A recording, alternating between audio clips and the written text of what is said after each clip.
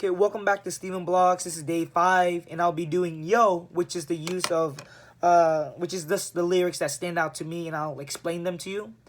I'll be doing the song Cabinet Battle Number 2, which is the debate between Jefferson and Hamilton about whether the U.S. should go to war alongside with the French. And then it starts off with Jefferson, and he shouts some lyrics that I disagree with, and some of them that I do. That I find that are really effective to tear down the reputation of Hamilton. So the first one is, I'll remind you that he is not Secretary of State, which shows how that he is above, that Jefferson is above Hamilton in rank, that he has more power while Hamilton's not. But then the next line I disagree, because it says he knows nothing of loyalty. However, I disagree with that, because Hamilton has been there since the beginning, fighting in order for the U.S. to gain its freedom. And then he has a member in his party, Aaron Burr, which has switched parties from the Federalist to the Democratic Republican just so that he can rank up within the government, which I find hypocritical.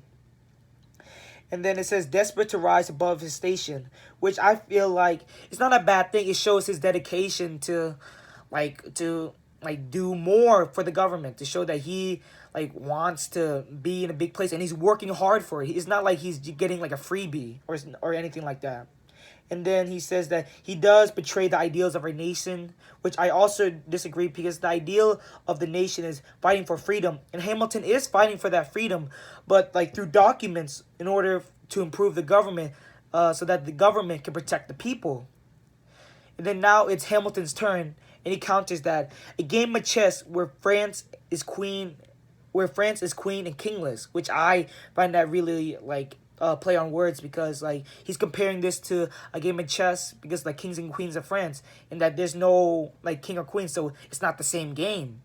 So, and because the king and queen are gone, the treaty that they had with the king is not really valid, considering that his head is chopped off and dead. And then Washington agrees with Hamilton by backing up while saying that, sure, when the Jefferson asks, sir, do we not fight for freedom? But then Washington says, when the French figure out who's leading them.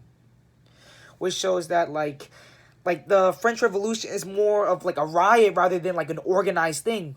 Meaning that it's not really something that we should be fighting for, since it's not fully organized.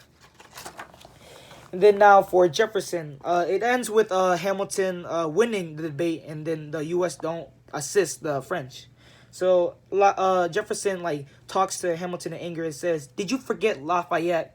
Which is I believe a dishonor to Hamilton, because Lafayette was Hamilton's war friend, in that they've been through a lot of fighting.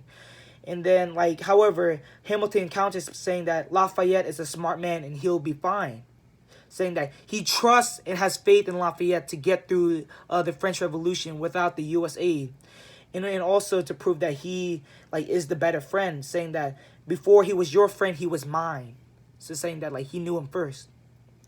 However, Jefferson, I believe, gets the last word, as he says that you're nothing without Washington standing behind you, which is saying that he was never a man until Washington took him under his wing, which is a hit to his pride. And then he says daddy's calling, which is and that he's only a son and nothing greater than that he'll always be in a shadow. And I guess Jefferson gets the last word of that. And I'm sorry this video is really long, Mr. Meehan, so bye bye.